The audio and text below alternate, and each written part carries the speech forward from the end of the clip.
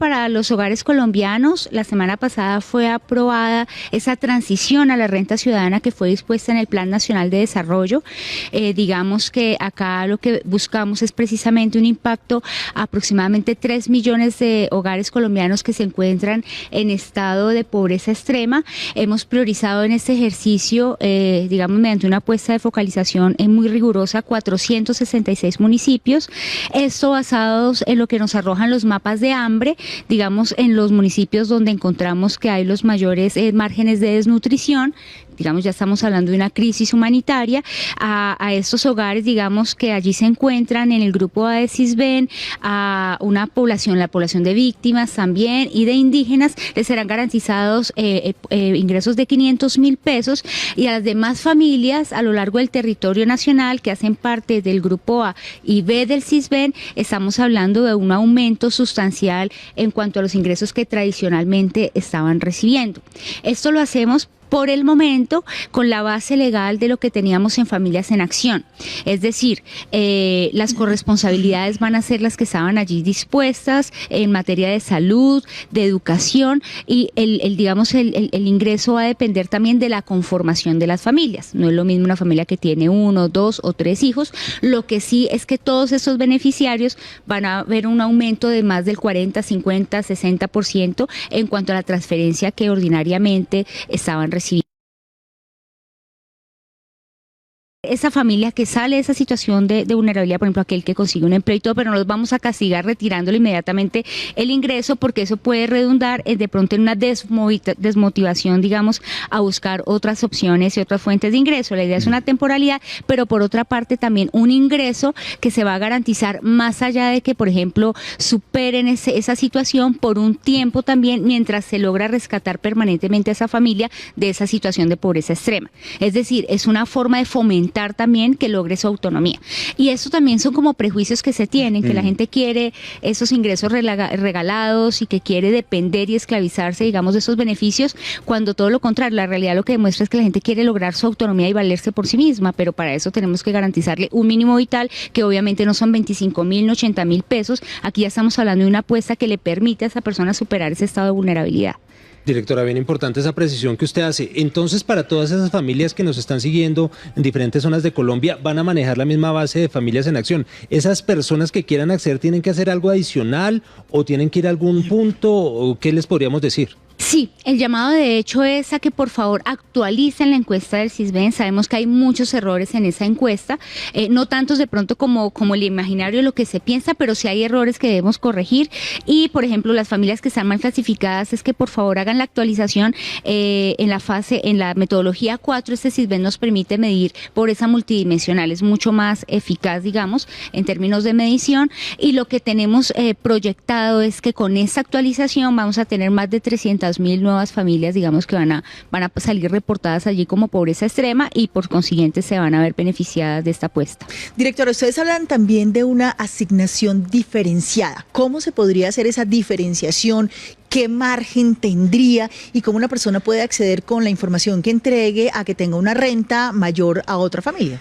Sí, pues básicamente por ahora la base legal que tenemos, como le decía, para esta transición es lo que ya está determinado por ley en Familias en Acción. Entonces allí se establecen unos criterios de corresponsabilidad en materia de salud, en materia de educación, la obligación de llevar a sus hijos al médico, la obligación de tenerlos escolarizados, de enviar los reportes. Entonces eso es en función del número de hijos. Esta es una política pública que va encaminada también a la mujer, a las madres cabeza de hogar, y a tener impacto en la niñez, en la infancia, en la primera infancia, y pues eso también pues conscientes de las secuelas irreversibles y los daños que causa el hambre en esa primera edad. Entonces pues obviamente una familia que tiene un niño pues no va a recibir el mismo ingreso que una que tiene 3. Eso estará por el orden, por ejemplo, para esas familias que tengan tres niños que cumplan la corresponsabilidad, por ejemplo, que sean del grado B del Sisbén, estamos hablando del orden de 480.000 pesos. Familias que antes recibían 90.000 pesos en promedio. Es decir, una familia con un niño también anteriormente recibía 25.000 pesos, por ejemplo. Ahora estamos hablando que como mínimo va a tener un ingreso que está por encima de la línea de pobreza, es decir, por el orden de los 140, 160.000 pesos. Usted varias veces ha mencionado el tema de la temporalidad. ¿Cuánto tiempo una persona puede recibir esta renta ciudadana? Usted decía, si consigue un trabajo, pues ya no lo recibe, pero si no lo consigue, ¿cuánto tiempo puede estar ahí? Sí, pues la idea es, por ahora lo estamos pensando, no tenemos ese término establecido, digamos que eso ya vendrá en el diseño de la política pública para la cual tenemos el plazo, digamos, de este año según el Plan Nacional de Desarrollo. Estamos trabajando en ese diseño, eso se hace con base en unas proyecciones que nos van a demostrar como cuál es el tiempo de acompañamiento que una familia normalmente necesita para salir de esa situación y acompañado de un seguimiento, porque pues no podemos soltar a una familia o a un hogar que sigue en estado de pobreza, porque pues eso sería un fracaso. La idea es darle un acompañamiento y un acompañamiento que está más allá de la transferencia, permitirle condiciones para empleabilidad. Estamos pensando en la corresponsabilidad, por ejemplo, ligada a esta transferencia, brindándole opciones como el trabajo comunitario, el apoyo a apuestas asociativas, digamos, hay muchas cosas y muchas habilidades que, digamos, están desperdiciando el capital humano que tenemos en esos beneficiarios y estamos encaminados a ver cómo de alguna manera también ya los hacemos parte de la productividad y del sistema, digamos, económico colombiano. Ahora, en todo este andamiaje del que usted nos está contando, doctora Rosinque, ¿qué papel van a desempeñar las cajas de compensación familiar?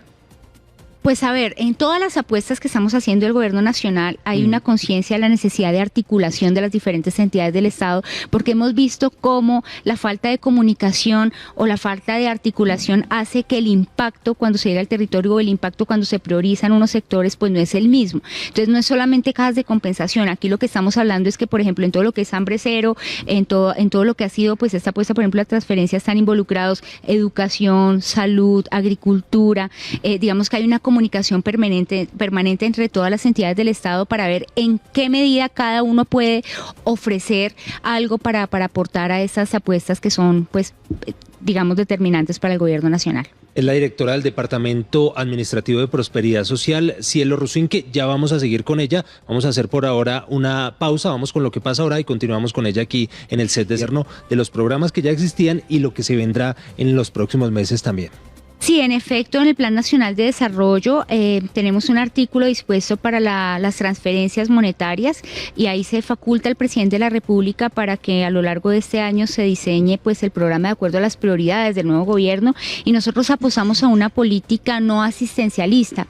Es decir, partimos del principio de que esta experiencia, al menos en Colombia, de las transferencias monetarias, que es necesaria, digamos, o sea, eso es a nivel mundial que se realiza, incluso, digamos, en las primeras economías del mundo, se tiene este tipo de transferencias, pero acá los 20 años de experiencia nos arrojan que eran apuestas marginales, digamos, ingresos simbólicos que de manera alguna permitía a las personas beneficiarias salir de esa situación de vulnerabilidad que ameritaba este beneficio. Cuando hablamos de una política no asistencialista es que no los vamos a mantener en el tiempo recibiendo y dependiendo de un ingreso por demás insuficiente, sino que la idea es iniciar como un plan de choque también contra la pobreza, que a ese beneficiario le llegamos con una oferta institucional, con unas posibilidades para que logre una autonomía y que, pues, digamos, es como rescatarlo de esa situación, darle los elementos para que salga adelante y para que precisamente se valga por sí mismo, porque los ciudadanos no están esperando que le regalen nada como muchas veces se tiene pensado, esos son prejuicios que se tienen. La gente lo que quiere es tener condiciones para su autonomía y eso es lo que quiere el gobierno nacional. Directora, ¿cuánto vale esta renta ciudadana? ¿Cuánto dinero hay disponible para esto? Y lo segundo es, ¿cuándo se va a empezar a pagar?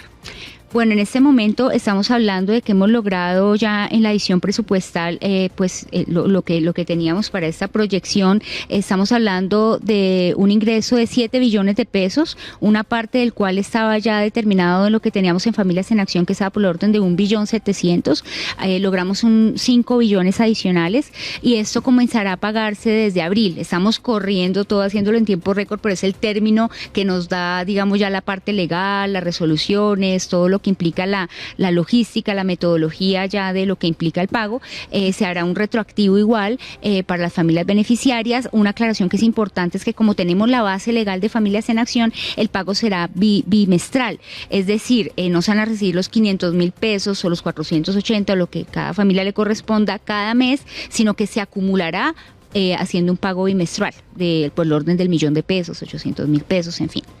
Ahora, directora, otro de los temas ahí es las críticas que este tipo de iniciativas tiene, porque hay quienes creen que las personas se vuelven vagas, que no estudian, que se quedan ahí. Usted nos lo explicaba hace un momento. La idea es que eso no sea no asistencialista, pero también hay otras alrededor del impacto político que esto tiene. ¿Hay algún cálculo político con estos subsidios? Claro, yo creo que a pesar porque se quiera criticar, aquí estamos hablando que vamos a lograr un impacto medible en términos de indicadores en cuanto a los márgenes de pobreza.